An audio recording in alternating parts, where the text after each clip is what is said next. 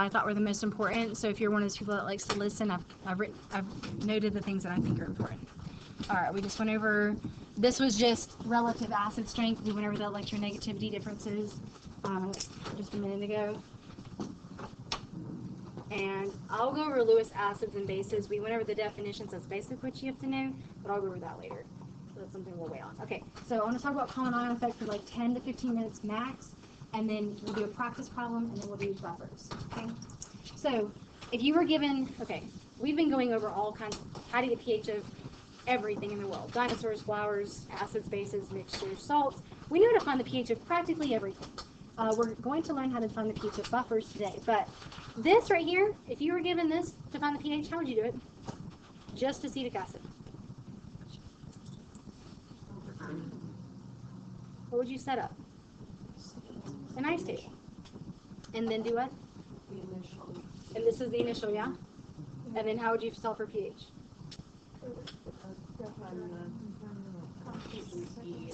Okay, so you have to plug it into Ka and then find H+.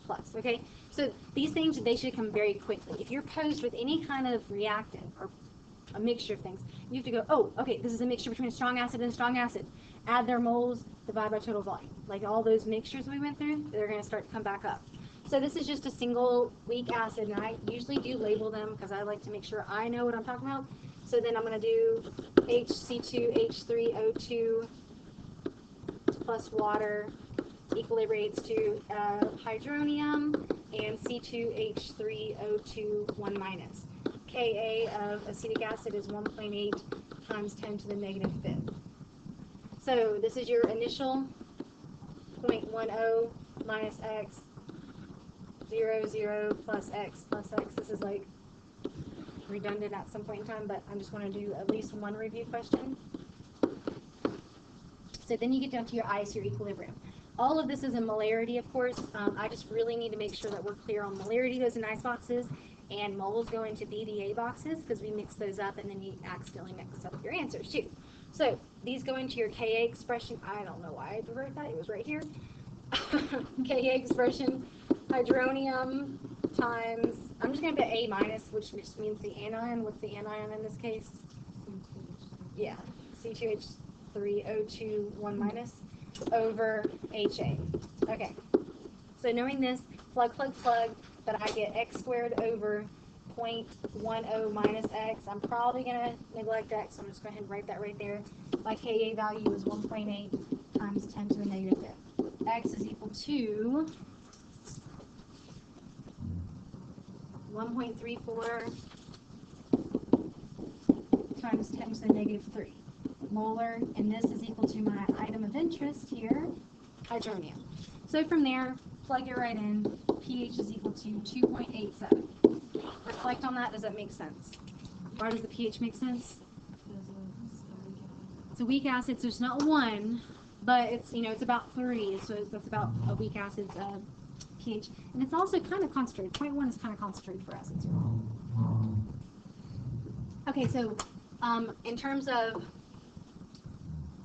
adding sodium acetate, what essentially have we added to this reaction's BCE?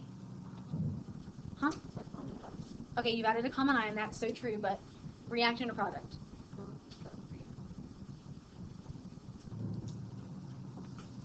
This is made up of sodium ion and acetate. You've added a product, right? So you see that in your balanced chemical equation, that is the reactant, that is the product. So you've added a product. So what is that going to do to the equilibrium? Correct. Can't say right. It's going to shift left. So what is that going to do to the amount of hydronium created? Right, it's going to decrease because hydronium was a product, and if you shift left, you're shifting away from the product. So if you shift away from the products, they have to decrease because they're getting consumed. So whenever you shift left, you're decreasing the hydronium. What does that do to the pH? Right, it's going to go more basic. Because essentially, if you have less acid, what happens to pH? It gets more basic. So it's going to go up. So you need to know that decreasing hydronium increases the pH. They're inversely related because of that whole negative part in front of the negative wall. All right, so that's just qualitative assumptions. So maybe the pH goes up to 4. It depends on how much of that acetate we add, the sodium acetate. Okay, so that's a qualitative, but then you're going to have to do quantitative as well. We just did that. So if I wanted to add this, we just got this BCE. I'm going to rewrite it again. I'm going to do one problem, like I said, and then I think I'll be moving on. Yeah, we'll move on after this. Okay, so you still write out your normal acid dissociation. So even though you're reading this question, you're going, okay, I'm adding acetic acid and sodium acetate. If you add acetic acid, do not write this second equation down, to sodium acetate. How would you react that? I have no idea. Okay, like if it looks ugly, it's probably wrong. Like that looks ugly to me. Like I know this is not going to do a double replacement. I know it's not going to do sodium and hydride. It's not going to be sodium hydride because that's a cation in this case. I can't do anything with that. So if you can't do something, reassess the situation.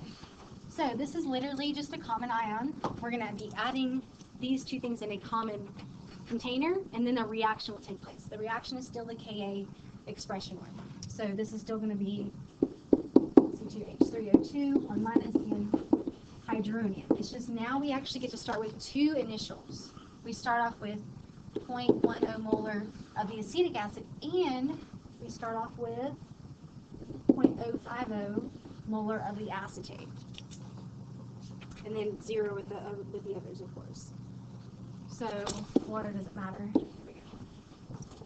Okay, so I know we're gonna proceed to the right, because I know we have to make hydronium, because that's where we're gonna find the pH of it. But water doesn't matter, so just think of it as a number in this case.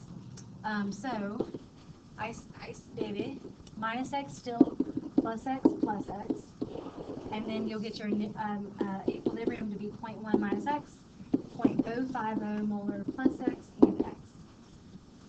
Okay, this is still thinking about, you just told me adding acetate is going to do what to the equilibrium? Shift to the left, right? Correct? So that little bit of x that's being added is going to be really, really tiny. So I'm going to assume that we can't neglect x. So let's try that out here. Ka expression is still holding true. Hydronium acetate over weak acid. So hydronium is just x. Acetate is 0.050 plus x. This guy, weak acid is 0.10 minus x. So I'm going to assume we can neglect x and roll with that assumption. And so then it's really easy to solve. Times your Ka value by 0.1 divided by 0.05. X is equal to, oh, and I did check for x. X is neglectable because it's 0.036%, so we're good here, just for verification. Our x value is 3.6 times 10 to the negative fifth molar, negative fifth, for the hydronium. And then what would you do to get pH? Just negative log that, and you get pH to be 4.44.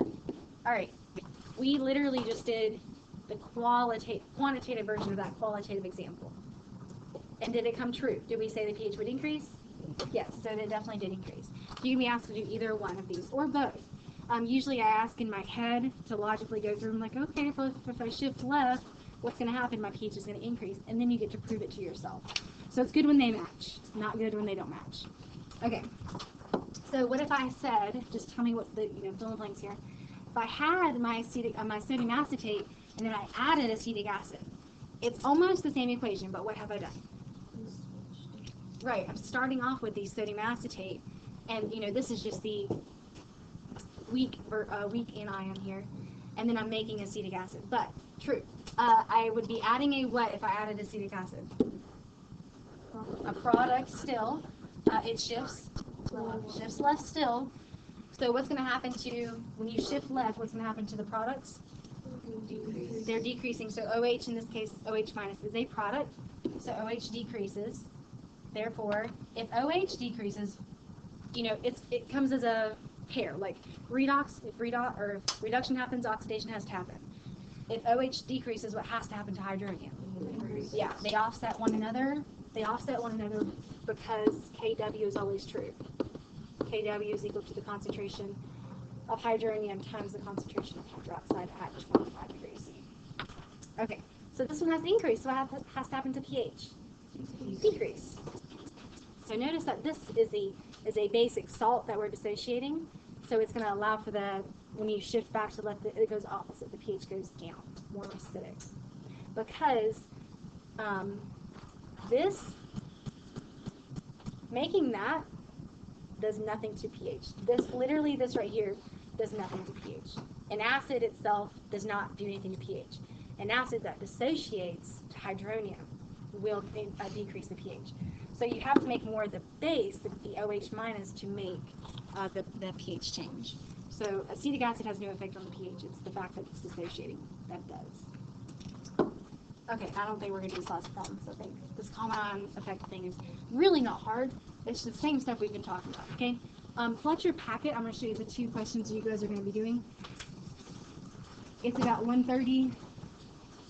Let's talk about how you would set these up, and then you guys can set them up later. So it says common ion effect problem set. There's 2 questions.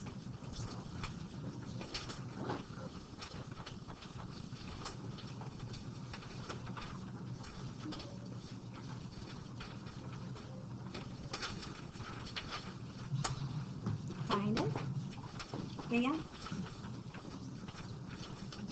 I know, so many trees. Common ion effect. And right under that it says buffers, and that's one of the, we're going to start those in just a minute. Okay, so you're given multiple scenarios. Now this is where mixtures and stuff like that's coming back into play. You have to know immediately how to solve for pH of any given reagent. So the questions, it's saying you're going to add potassium hypochlorite, but we're not doing that just yet. So if you see this, identify. What do you see? What kind of acid? Weak acid. Okay, how do you solve pH for a weak acid? Find the Ka, set up a ice box, and find the sulfur X, which would be the hydronium, yeah? Okay, we're really comfortable with that. What do you see? Okay, how do you find the pH of a salt? Okay, salt hydrolysis. Which of these ions is going to be the one that's important in hydrolysis? OCl minus, yes? This is made up of K plus and OCl minus, which is just hypochlorite. Okay? They like to write it the other way. Don't worry about it. Okay. So I try to comply. So this is going to be the one that's important. Is it going to act as an acid or a base? Base, because it's going to gain that H plus back. And so when it gains the H plus back, it's going to make what? Also known as hypochlorous acid. I'm not sure the element is in there. OCl. And hydroxide. So that means you have to solve for the what? Kb, because it's acting as a base. Solve for OH minus. Plug in, find pH. All right, we're fairly comfortable with that. We've done salt hydrolysis, right? Now we have a mixture between what and what? A weak acid and a salt. Now this salt breaks into 2 things, yeah? All right, which of these things, ions, is actually important? So what is this going to look like when I mix them together? Common ion effect, yes. It's just simply you set up an ice box, just like we did previously, with your initial amount of the weak acid, your initial amount of your conjugate base, so in this case the OCl minus, do your ice box, plus X minus X, salt. Okay, so this is just the common ion effect. Guess what this one is? Common ion effect, guess what this one is? Oh my gosh! Okay, it's just different numbers, different practices. You'll notice that the numbers are changing from the, well, no, not, I was going to say just the salt's perspective, but not really. And you'll notice that different amounts are going to yield different amounts of changes in the pH from that original weak acid form. Okay, so it's not hard, it's just you need to be able to recognize these things. There is one problem set that actually says, just tell me how to solve these. Like, you don't solve anything, just how to solve them. because you need to get good at being confronted with something you've never seen and go, I got this. Okay, and that little confidence booster. So you guys are going to do that one, and then the second one, which is a basic form, I believe. Yeah, basic form. Okay, so I'll let you guys set up those shortly. Let's jump into buffers. Stretch break for a minute. If you need it. I've got Avery on the line here.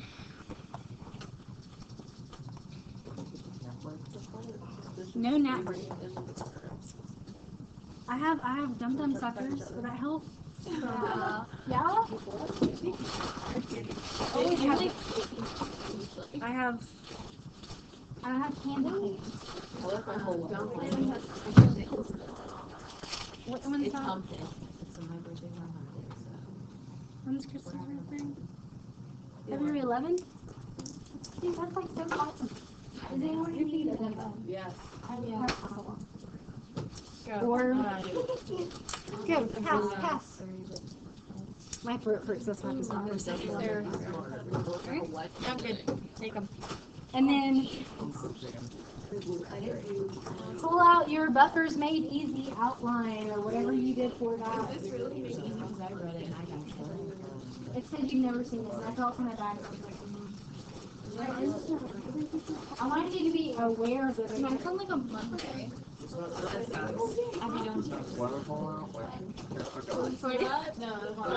This is like, did you write these? Like, did you? No. I mean, it sounds like you talking. Like That's why I like her so much, because she just like makes me like think of me. I read it every class whenever I really never. I'm not kidding. I think about third year. I was like, I'll read it. I've done these. Where are they? Oh, like others. Nice. Okay, did everybody get a Dum Dum? No. Not quite. Anyway, Pull out your outline, I did outline. or if you printed it off, pull that out. I want to talk about some of these things, and then we're going to bring it back up again, so you'll hear it from me twice. Because this was one of the units that I hated my teacher for, and I love it now. Like, makes so much more sense now. So I'm going to really try to tell you it the best way possible, and I have to say it multiple times so it kind of clicks. Okay, so what is a buffer? Anybody? Basic definition of a buffer. A solution of a weak acid or base, and it's salt. And it's salt, right? It's conjugate? Which is the conjugate. Which is the conjugate. So give me an example. Give me a weak acid or base, and it's conjugate.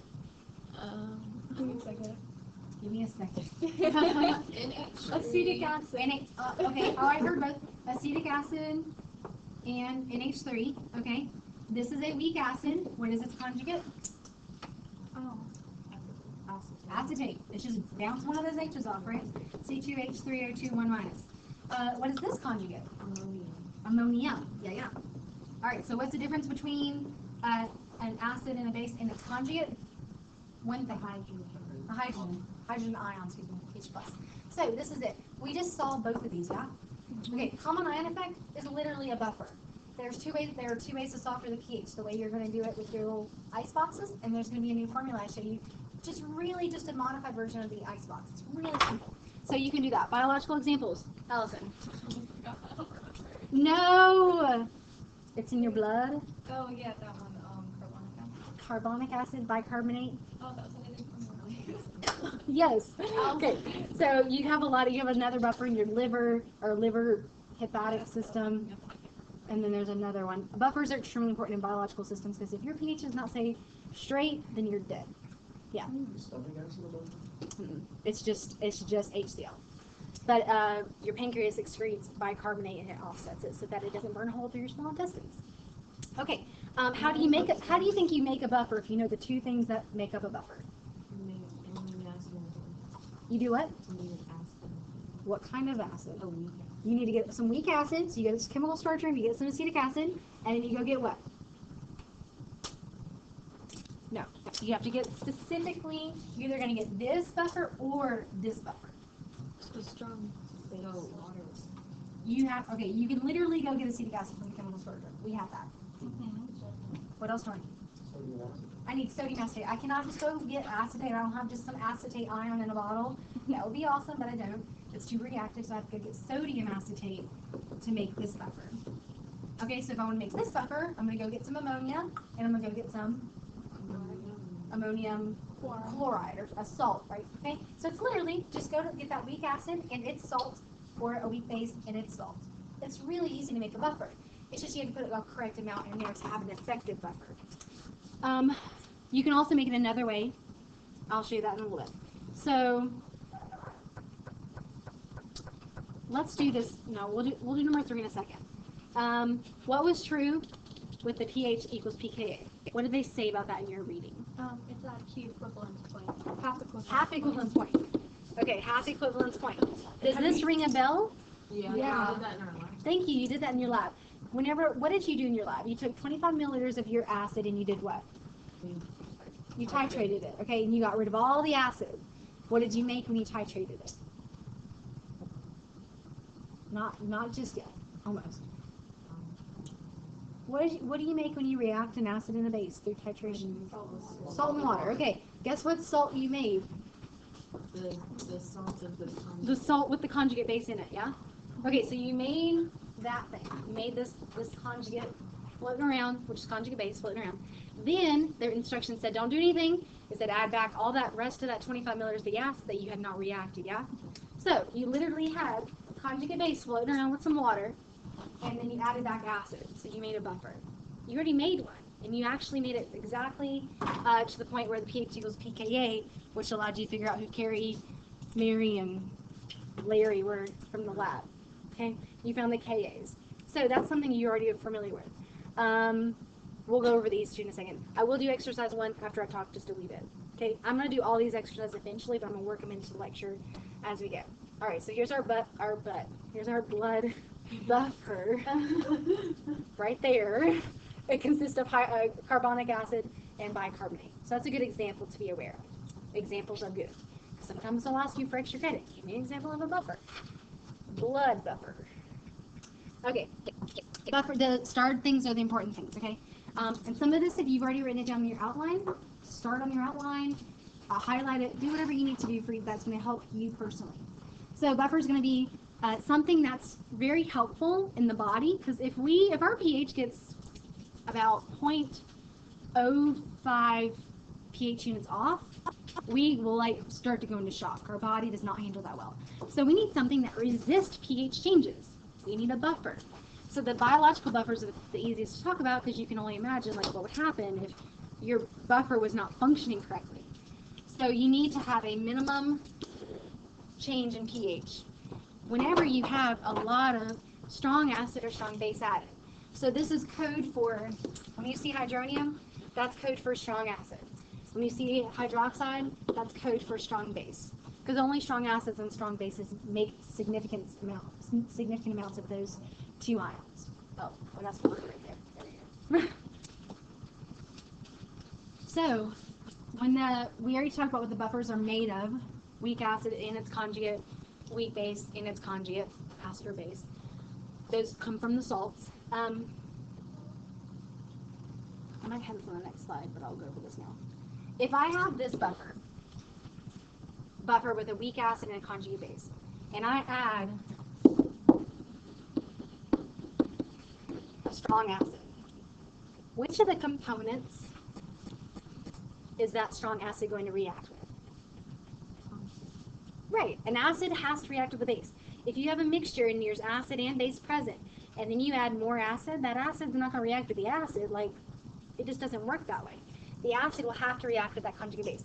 So if you add a strong acid, it will react with the conjugate base. But what happens to the conjugate base when it reacts? Increases or decreases? Decreases, because it's reacting, right? So that's going to cause the pH to change just a tiny bit.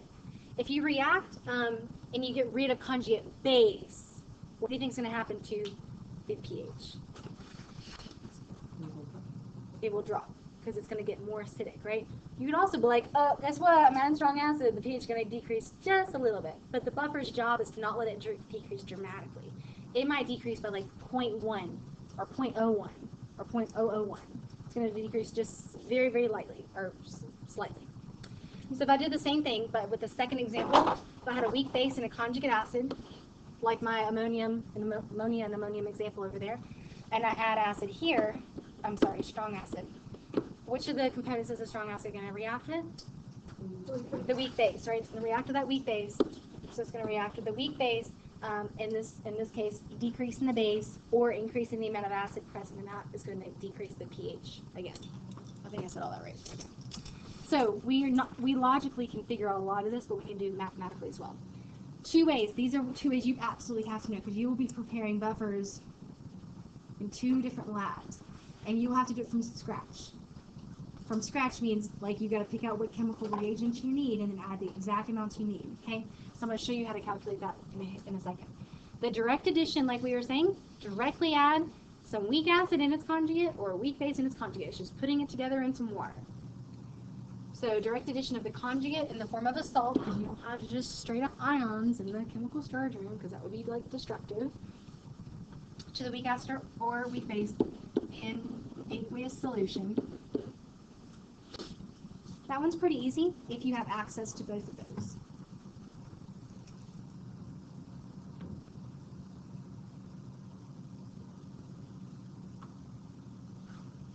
Not the harder one, the one that requires a little bit more insight. That's what the second one is. I think this one is the smarter of the two, because it's just a titration. It's just an acid-base reaction. So something called partial neutralization. That's a good word to know and utilize whenever you need to. It's just literally making the products of that weak acid after it reacts with the base, of course. So weak acid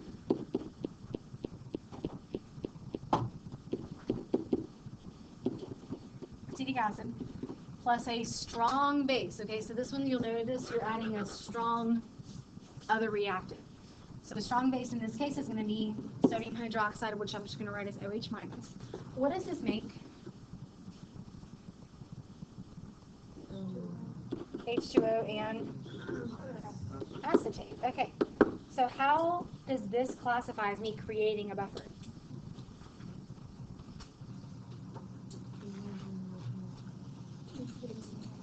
You're creating the what? Conjugate base. And if I partially neutralize this guy, that means I still have some left over, yeah? So what do I have left? I have some weak acid. If I have weak acid in a conjugate base, guess what I have? A buffer. And a buffer it's really easy to make. Either just directly combine them. Sometimes you don't have a salt available though. If you have a base available, you can do partial neutralization with that strong base. So if I have leftover of this one, what would you classify this as? Yeah, this would be the limiting reagent, that base. So you always have a little tiny bit of the base, but you have a lot more of the acid, and it makes, it's going to make whatever amount of base you have of that conjugate base. And you can plug it into a formula, you can find the pH of it. So that's called partial neutralization. You can do the same thing with a weak base and a strong acid. Okay, so we said that, how pH is negative log of H plus, pKa is negative log of the Ka. You wrote that down in your lab last week. 3 weeks ago, oh my gosh. But it's the same relationship. And then we're going to talk about this piece in a second. So you get with how to create buffers. I'll give you guys one more second to observe. But we don't finish today, we will finish tomorrow. So no big deal. Okay, looking at these, which of these are buffers?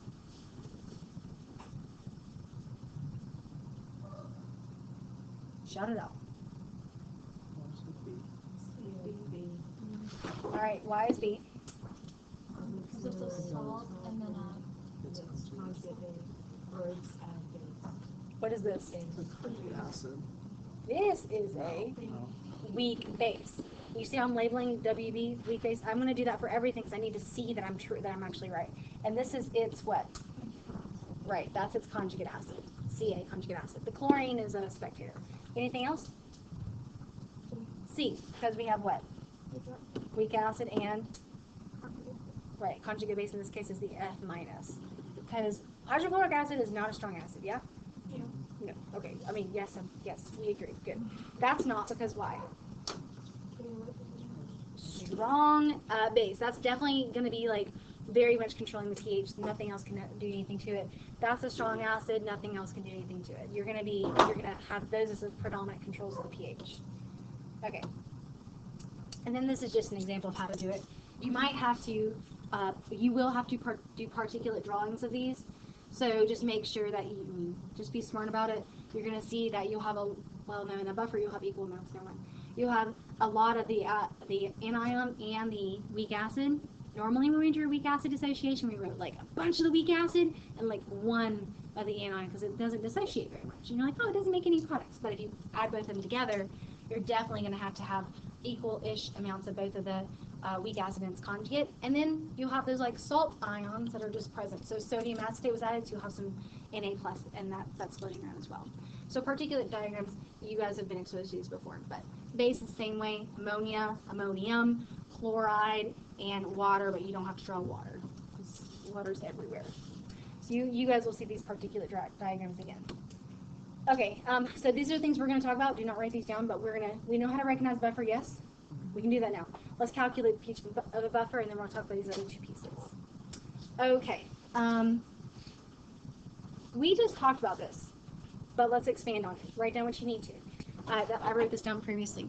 So if you had in this case, an acidic buffer, the acetic acid and the acetate, and you added an acid, you told me it would react with the what? This was a strong acid, you reacted with the conjugate base. What would happen to the pH? pH would decrease because it's getting more acidic. Same story though, the strong base is added, it's going to react with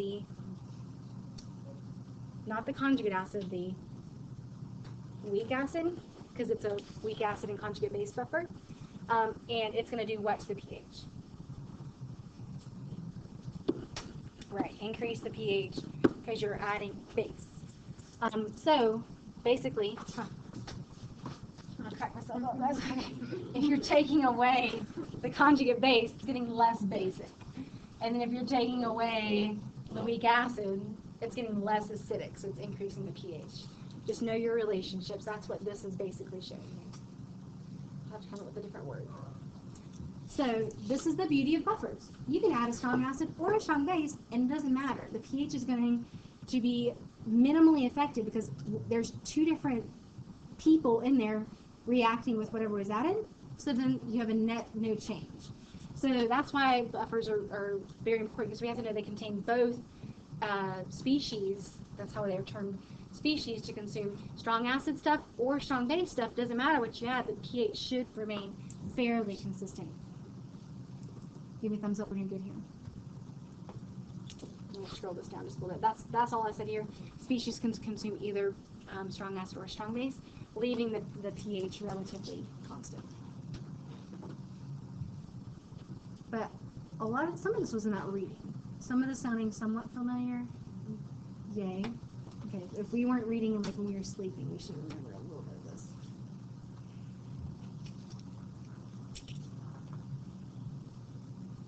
And this is being videoed, so you guys can look at what you need to. Okay, this is what I want to get to. Don't write this part down right now. I'm gonna show you the calculus on the next page. We just saw this reaction. We did acetic acid plus water yields acetate and hydroanion. We just did this. So if it was weak, you know that this amount of acid that we have, X is going to be fairly small, right? And if you had some of this, it's because it's a buffer, you have some of the weak acid and the conjugate base, the amount of X added over here is going to be very negligible as well. Something's going to change, but it's not going to be very much. So usually that allows us to assume that the equilibrium is almost the same as the initial. And the equilibrium is almost the same as the initial, right? Which just means we neglect X. And you go ahead and solve for X, and then you find pH, right? That's just the assumptions we have to keep in the back of our mind so that we can always justify what we're doing, which is a calculation that makes life simpler. Just like we assume neglecting X, we don't have to do quadratic formula because nobody likes quadratic formula. Same thing, but with acids and bases now. So this is exactly what we are familiar with doing. So I want you to take how you would normally find the pH by, you would normally set up a K expression, right? Yeah? And you would normally solve for hydronium, right? Or just X. And you plug that into pH. I want you to write down this. And I want you to show me the, what did I do here?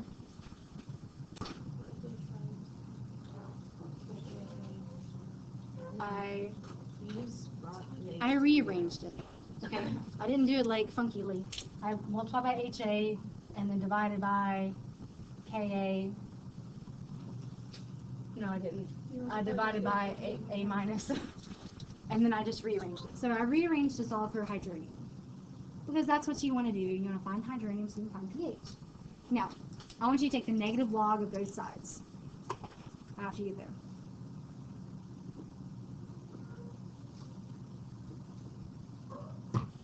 This is the one that was given to you in your reading, yeah? Well, it was given both ways, but that's the one that was given to you in your reading. You can get pH that way. But to actually use this, you must use an ice box and plug in your values and solve for X. You can do that. I will solve it both ways if you always want me to, but I'm sticking with something I call the Henderson-Hasselbalch equation. It's exactly the same. So I just use that one all the time. So if you take the negative log of both sides, you have the negative log of hydronium is equal to negative log of Ka times HA over A minus. Okay? How can I simplify this? What do you do with logs when things are multiplied? You can do base 10, but I don't want that kind of simplification. It's adding and subtracting, right? So if you have things that are multiplied together instead of a log, they're actually added together when you separate the log out. So this negative log of hydronium stays here because nothing's happening on this side. But then we have negative log of Ka plus that negative log still stays with us, okay? Negative log of HA over A minus.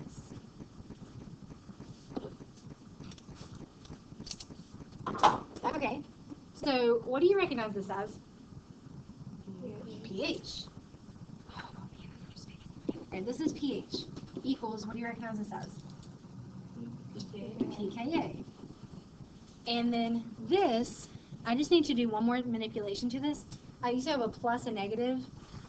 I don't like that. I need to take this negative. Do you remember that if I had an exponent over here, if it was like a -1 exponent, I would drop it down as a coefficient. I'm just going to reverse that process. So I'm going to put that -1 back up here. So I put that -1 up here. That's now a plus. What does that -1 mean to do with this fraction? Flip it, right? Invert it. Okay, so I'm going to rewrite that as pKa plus the log of A minus over HA. And those are concentrations. I don't have space to write it. Okay, this right here, that is the Henderson-Hasselbalch equation. For me, you're going to have to use the Ka for the way that it was taught in the reading and up here on the very top of the screen. You're going to have to use the Ka, you're going to have to use the HA, you're going to have to use the A minus, you're going to have to make an icebox. I think this one has one more step in it that I need to do. This right here, this pH equals pKa plus log of A minus over HA. It's a combined one-stepper of everything that you do in the above. Now, you can I've had people say, I don't like your method, Miss Enlow. I want to use that one. Go for it. I will grade it just as if it were mine. It's fine. But I like this one because it's all in one step. And you get in a routine, stick with whatever you want to do. I don't really care. Make it your own. Okay? So that is the Henderson-Hasselbalch equation. I just call it the HH equation. So you'll hear me reference that a lot, so I'd like to at least expose you to it because you'll see it in college again. And this is the best way to calculate the pH of a buffer. That way or this way, but I prefer this one. So the way, I just proved that to you. The way I always remember it is I write pH equals pKa plus log of conjugate base over weak acid. I don't always write the A plus or A minus and HA. I just do conjugate base over weak acid. And I can assign a weak acid or conjugate base term to anything in a buffer. I usually always use this pH version. But guess what? There's a POH version. So what do you think the POH version is of this? It's exactly the same, just in basic terms. So this would be POH is equal to PKB plus log of. Don't look at this one. Look at that. How would that change? Conjugate acid over weak base. So if you can identify a conjugate acid in a weak base or a conjugate base in a weak acid, you'll never get this wrong. And so I just have to think out loud for you here. Notice that the POH, which is the basic one, has the base on the bottom. And the acid, pH version, pKa, has the acid on the bottom, or the acid on the bottom. Just remember that the acid's on the bottom, or the base on the bottom in the respective equations here. All right, so that's Henderson-Hasselbalch for you. Let's do a problem. This is the cheat. Okay, so normally for ice boxes, what do you have to have? What units? Molarity, okay? What if I give you blah, blah, blah moles of this and blah, blah moles of this? You're going to have to go and find the molarity and plug it in. And people make mistakes. Like, most of us have made that mistake where we forget to get the molarity, then we get everything wrong, okay? You don't have to find molarity for the Henderson-Hasselbalch because whenever you have the concentration of the conjugate base or the concentration of the weak acid, this is moles per liter over moles per liter. Guess what? Liters, they're in the same solution, so the liters are the same. So liters over liters cancel. So if I ever give you moles, I would use the Henderson-Hasselbalch equation because you can plug it directly in without changing to molarity. So it's a little bit helpful, especially when you're running out of time. So the volumes cancel, so you are allowed to put moles and moles in, or millimoles and millimoles, whatever you need to do. And it's very, it helps simplify your math too. So we just did all that. Number of moles is only allowed when you're using Henderson-Hasselbalch equation instead of molarity. And I just went through the basic buffer. Oh, there's another rule. This is just a lot of me talking, but I say a lot of it too. This is in your reading as well. But we just did the basic buffer, KB expression, and then we set it up as a K or POH one. The last equation here, this looks like a lot. It's not. It's the same old, same old. This is the only other equation I need you to write down. It's because most people don't know this equation. And if you know it, you can solve the problem in like 10 seconds versus 10 minutes. So you know that Ka times Kb is Kw. I want you to know this. Oh, well, sorry. And Kw is 1 times 10 to the negative 14. If you take the negative log of this, the negative log of this, and the negative log of this, you get this. pKa plus pKb is 14. It's just the negative log version of that first equation you already knew. So I'm giving you some equations that help you. It expedites your process a lot. I know it sounds like a lot right now, but we'll kind of keep working with them. Clear? Okay, I actually want to find a living problem. I thought that was here, but it's not. Okay, I'm going to do this one down here. Alright, so what is the pH of a solution containing 0.3 molar formic acid and 0.52 molar potassium formate? The Ka for formic acid is that. Tell me your thoughts on how you would like to solve this. Or maybe just tell me what you see. You see what? Okay, you see a weak acid here, and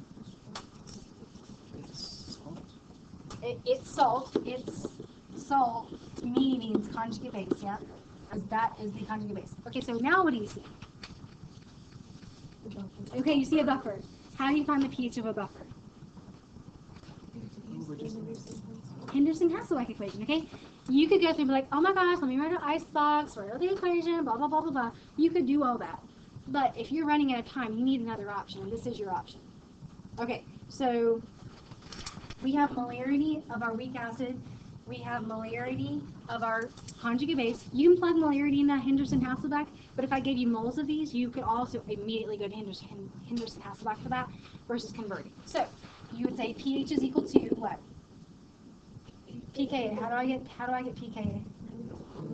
Negative log of Ka, which is this one, 1.8 times 10 to the negative 4th, plus log of conjugate base. So 0.52. Yep. Plugging that right in. 0.52 molar. I'm sorry, this is so small. Negative log of 0.52 molar over 0.3 molar. Okay? And then you would plug, put in your calculator, find the pH. And this is molar, I don't really know why.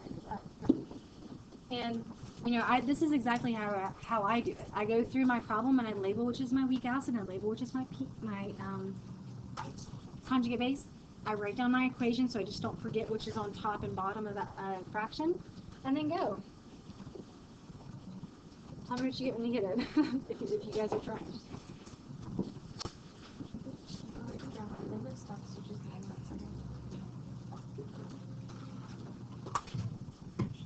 This is just an alternative to doing a Ka and an icebox method.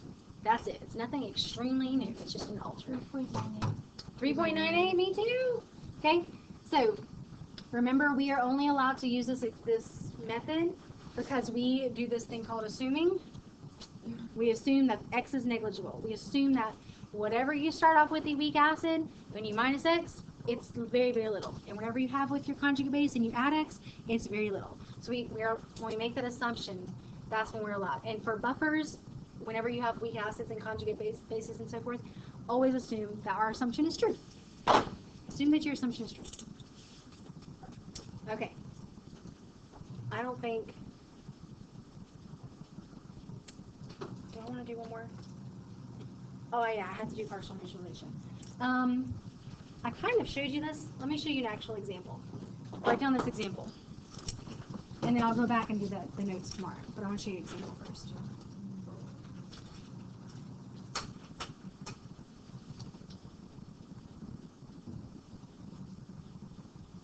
And then tell me what you notice. What are we reacting? What do we have a mixture of this stuff. We have a what? Strong base and a weak acid. Okay. This is not a buffer right now because it's not a weak acid and it's conjugate base because that's like it's a totally new compound. It's not even related. But can we make a buffer this way? Can we make a buffer by reacting a weak acid and a base? Yes, through partial neutralization. So this is that second method on how to make a buffer. It's just an acid-base reaction though. It's literally acetic acid, and I'm gonna neglect the spectator here. The K plus, the K plus is a spectator. If I wrote the NIE, you would see that. I'm just gonna go straight to the NIE though. So that's gonna, notice you probably didn't notice beforehand, but acid-base reactions, I don't write equilibriates. Because this is literally like, this is going to go to completion. One of these guys is going to be taken out because it's the LR. So I always write a straight arrow here. So this is going to make water and acetate. All right, and so when you see this, you're like, oh yeah, I've got weak acid and I'm making its conjugate base. If I have if I have amounts of those left over, I have a buffer. So let's see if we have amounts of those left over.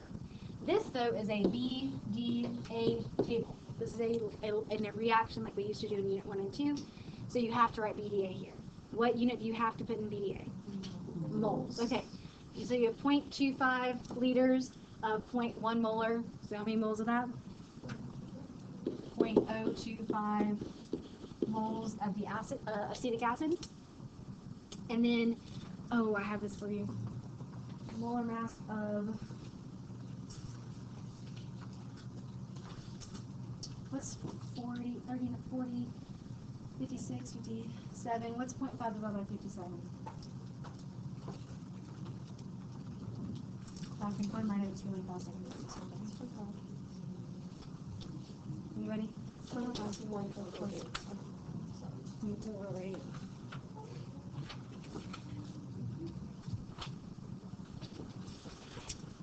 Why do I have so many examples? Oh my gosh. 0.0087, probably. 0.0087 moles. I would want one more 6 paper. Okay, so here's your LR. The base, right? So that's your LR. This is your excess. So yes, you are going to have some excess of that acetic acid. So 0, 0 minus your 0.0087 moles minus your 0.0087 plus your 0.0087. So you get for the product 0.0087 moles of the acetate ion, and you get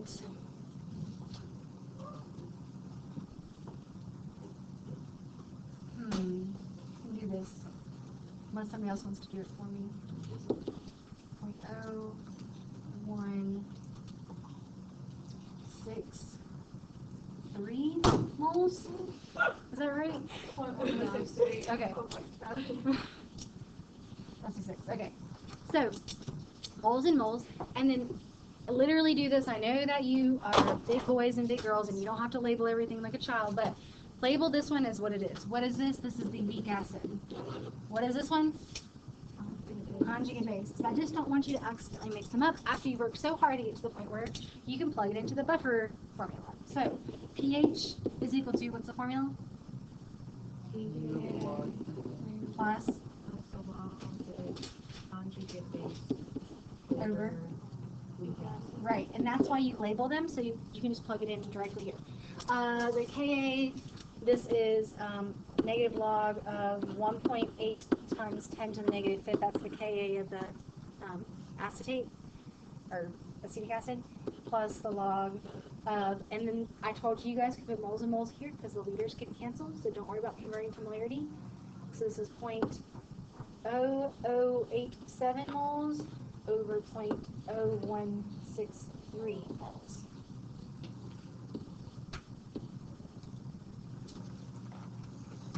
And drum roll. Add this. Oh, I went to the next day's lecture.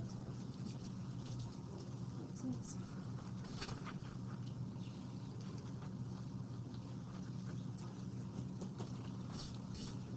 4.49. Okay, using your big brain and assumptions, what do you think the pH was of this? Oh, never mind. I can't ask that. What if I had a buffer already? So I meant I would have had a starting number for the acetic acid, and I would have had a starting number here, and I added strong base. What do you think would have happened? How much do you think the pH would have changed after adding the strong base? If I already had a buffer? Not much. Like, I might have had 4.48 before, and then when I add the base, it's 4.49. It's very, very insignificant the amount of change, but you have to show me you can do it, okay? So, pull out your common ion problem set, and then I'm going to show you where round 1 is. If you guys want to look at them and see how to solve them first, and ask me questions before you leave, that's cool. Round 1 is, oh my gosh, it's just a table. That's maybe why I didn't copy it. So take a picture of this. Biology. I'll post it online too, but if you want to see this now. I know. Give me just 1 second. I know why. It's because I pulled out the sheets and for some reason I didn't copy it. Huh?